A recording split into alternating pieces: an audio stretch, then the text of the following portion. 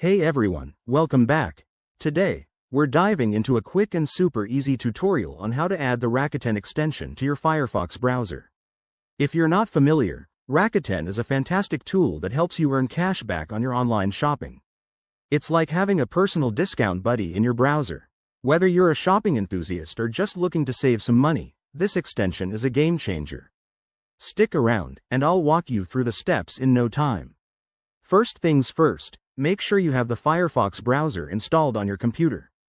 If you don't, head over to the Mozilla website and download it. It's free and straightforward. Once you're all set, open up Firefox.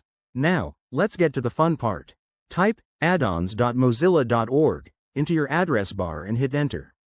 This will take you straight to the Firefox add-ons page, where you can find thousands of extensions. Next, in the search bar at the top of the page, type Rakuten and press enter. You should see the official Rakuten extension pop up in the results. Click on it to go to the extensions page. Here, you'll get a quick overview of what it is. Think cashback alerts and deals from your favorite stores. If it looks good, hit that Add to Firefox button. Firefox might ask you to confirm the installation, so just click Add to proceed. The extension will download and install automatically. After it's installed, you might need to restart Firefox or simply click on the puzzle piece icon in the toolbar to pin it for easy access. Once it's active, you'll see the Rakuten icon, and you're ready to start earning. Pro tip: make sure to log in to your Rakuten account through the extension to track your rewards. And there you have it. That's all it takes to add Rakuten to Firefox.